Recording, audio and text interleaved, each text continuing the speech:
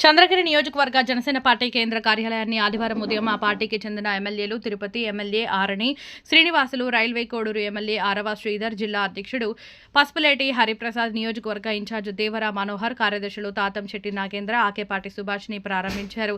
నాగాలమ్మ దేవాలయం నుంచి కార్యాలయం వరకు పట్టణంలో నిర్వహించిన బైక్ ర్యాలీగా బయలుదేరి చంద్రగిరి టవర్ క్లాక్ కూడలిలో డాక్టర్ బిఆర్ అంబేద్కర్ విగ్రహానికి పూలమాలలు వేసి నివాళులు అర్పించారు. అనంతరం కొత్తపేటలోని పార్టీ కార్యాలయం వద్ద జెండా ఆవిష్కరణ చేసి అనంతరం పార్టీ కార్యాలయాన్ని ఎమ్మెల్యేలు ఆరణి శ్రీనివాసులు, ఆరవ శ్రీధర్లు ప్రారంభించారు.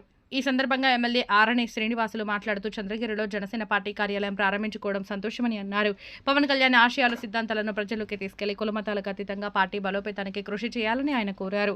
దేశంలోని 100% స్ట్రైక్ రేట్ ఏకైక పార్టీ జనసేన పార్టీ అని రానున్న స్థానిక సంస్థల నాటికి ఉమ్మడి చిత్తూరు జిల్లాలో జనసేన పార్టీ బలపడి అన్ని ఎన్నికలలో పోటీకి సిద్ధం కావాలని ఆయన కోరారు.